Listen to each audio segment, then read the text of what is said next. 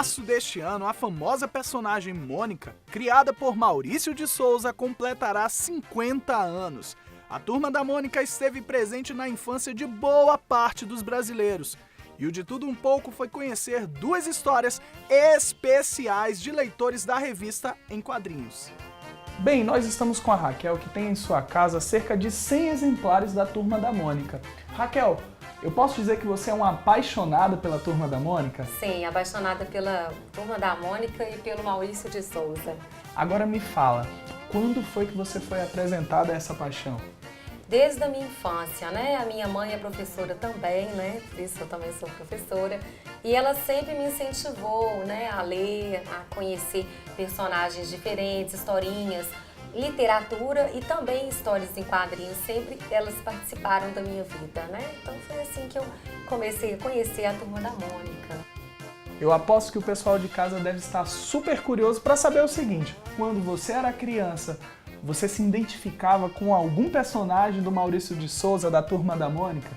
Ó, na verdade eu me identificava com duas personagens. Uma delas era a Mônica, certo? E também a Magali, porque eu sempre gostei de comer, bastante. Então a Magali eu achava super engraçada essa questão dela sempre querer comer. Todo mundo sonhava com aquela melancia a melancia da Magali, Todo não mundo é? achava maravilhoso Sim. aquilo lá. E a Mônica, porque a Mônica é muito geniosa, né? E eu também era bem geniosa quando eu era criança.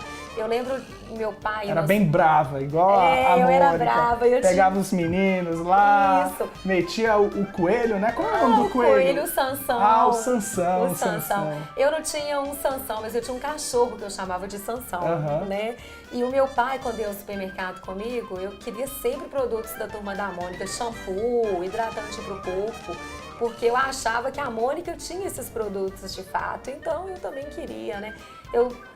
Engraçado da criança é que quando ela lê, não é? Ela entra naquele mundo de fantasia, mas aquele mundo também diz respeito ao mundo próprio dela, não é? Então é como se fosse um espelho, há uma identificação, certo? Então o Cebolinha, o Cascão, eu tinha primos, não é? Pequenos também, assim como eu era. E por causa desse tipo, né, de identificação, é importante a gente falar pro pessoal de casa que a gente tem que tomar cuidado, né, com a referência que a gente está passando para as crianças. Com certeza. Né, que é um ponto um tanto quanto, digamos assim, polêmico, né? Porque polêmico. Da mesma forma que a gente tem aqui um material fantástico para você colocar na mão de uma criança, a gente tem muito exemplo por aí hoje em dia de revistas que não trazem boas coisas, que tem uma temática de violência, né? Às vezes até mesmo uma temática relacionada a essa área do apelo sexual, e é muito importante ter esse cuidado, né, na hora de entregar para a criança uma revista. É verdade. E mesmo sendo a Turma da Mônica, né, que aparentemente é uma história aí, né, infantil, é tão bonitinha, eu acredito que os pais precisam sim estar atentos, ler a historinha antes e ver se a criança, né, ela pode ler essa historinha, mesmo sendo lúdica assim, né, tão bonitinha, porque nós sabemos que por trás de todo o discurso há uma ideologia percorrendo, não é? Verdade. A Turma da Mônica, jovem também. Acho que os pais sempre têm que estar atentos a essa questão.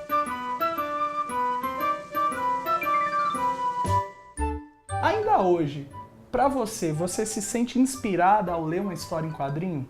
Sim, eu acho bem divertido, principalmente agora que o Maurício de Souza, né, ele começou a lançar a Mônica Jovem, certo? Então ele tem acompanhado aí, né, a evolução dessas crianças que leram por um tempo e agora elas são adolescentes e podem continuar aí com as histórias. E o interessante é a grande sacada do Maurício de Souza, porque as histórias, os HQs, na verdade, as histórias em quadrinhos dele quando era para criança, olha, é diferente, tá vendo? É colorido, né? Tem uma historinha bem chamativa para criança.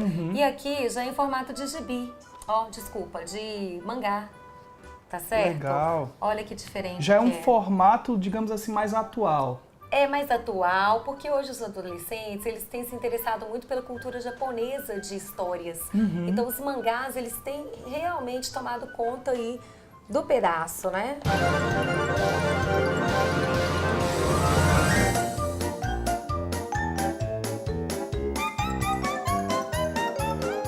Bem, gente, eu estou com a Gláucia, que é pedagoga e tem uma história super interessante sobre a Turma da Mônica para contar. Gláucia, como foi que você conheceu as revistas do Maurício de Souza? Bom, minha paixão pela Turma da Mônica vem de muito cedo. Eu era muito pequenininha e dava nome às minhas bonecas de Mônica e era bem novinha mesmo. E com o passar do tempo, né, no que eu entrei na fase de alfabetização, minha mãe, que também é professora, ela tinha receio do meu contato com o gibi.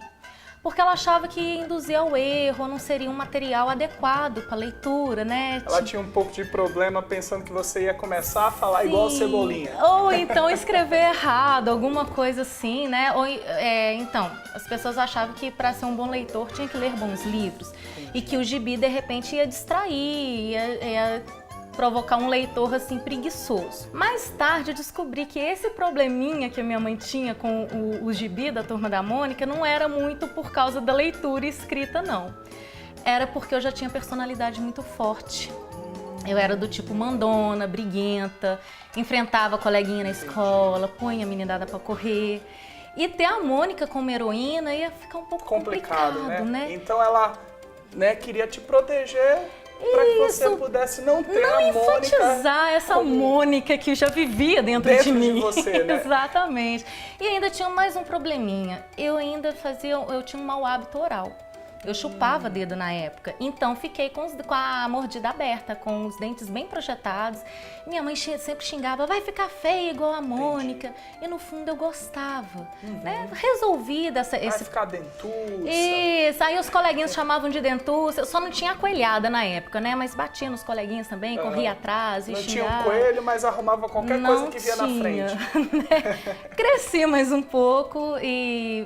Eu estudei pedagogia, formei em pedagogia, trabalhei um bom tempo na área da educação. Você chegou num ponto crucial, porque você como profissional da educação também pode responder uma pergunta pra gente referente à importância, né, do lúdico que tem os quadrinhos e também a importância do pai que está em casa, né, ele se preocupar com o quê? Com a questão da segurança por trás daquilo que é dado para a criança. Porque a criança é uma esponja, né? Uma esponjinha, ela suga tudo, ela aprende, né? Tudo que ela vê, ela aprende muito mais com o exemplo do que com a palavra, não é isso? Exatamente. Então, como é que a gente poderia, no caso, inserir um quadrinho, um gibi na vida de uma criança sem prejudicá-la? Bom, depois dessa paixão da infância e esse conflito, será que eu posso ler mesmo Turma da Mônica? Isso vai me fazer bem, vai me fazer mal e tal? Eu comecei a ver que isso seria já na fase adulta e depois na área profissional, percebi que seria um material assim excelente de apoio pedagógico. E eu usei Turma da Mônica durante todo o tempo que eu trabalhei com alfabetização e até mesmo o gibi, quando vem nos almanaques, vem aqueles passatempo, aquelas brincadeirinhas assim que é para despertar atenção, cognição e todo esse cuidado que esse material tem, que é voltado para a criança, tudo isso eu aproveitei. Mas eu fiquei sabendo o seguinte, que você gostou tanto da Turma da Mônica que resolveu se vestir de Mônica. Isso é verdade. Foi? Conta pra gente como foi essa história. Por eu ter essa história da infância, que eu já era uma menina totalmente Mônica, vamos dizer assim, já era mandona, já era líder da minha turminha, eu cresci assim com esse desejo de ser a Mônica por um dia, né? Então, no que veio a Turma da Mônica Jovem, que os desenhos são mais próximos da fisionomia humana, né? Eu achei interessante, principalmente a capa desse mangá aqui, ó, número 6. Eu falei assim, gente, por que não fazer cosplay da Mônica?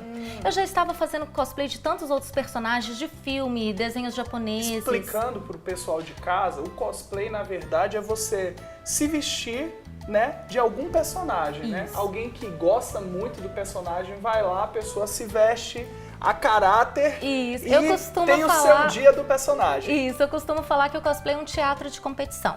Você se caracteriza do personagem e depois você se inscreve num concurso para interpretar esse personagem.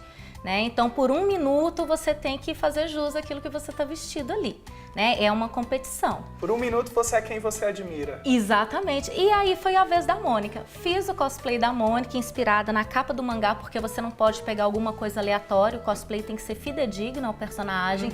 Montei uma historinha de 1 minutinho para apresentar.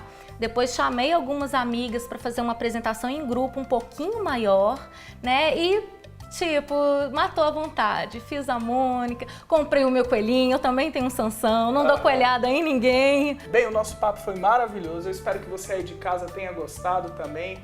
E para você, pai e mãe, independente do gibi que você for dar para sua criança, você sempre tem que estar acompanhando. E se preocupar, é claro, com as histórias. Histórias que possam passar caráter, que possam passar lições de vida, histórias que possam ajudar no desenvolvimento do seu filho. Deus abençoe você e até a próxima.